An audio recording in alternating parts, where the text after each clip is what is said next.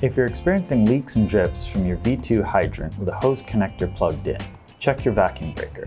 The vacuum breaker valve and seal could be the wrong way around.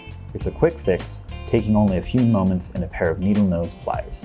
You do not need to remove your hydrant from the wall or turn off your home's water. Here you can see the correct position on the right and the incorrect position on the left. The correct placement shows black with a white dot in the center of the vacuum breaker. The incorrect placement appears white or empty. Using your pliers, unscrew the vacuum breaker retainer and check the valve and seal. While you're at it, check the vacuum breaker spring located in the cover and the vacuum breaker washer located at the base of the threaded barrel. Reassemble with all the pieces in the correct order. Tighten by hand and you're good to go.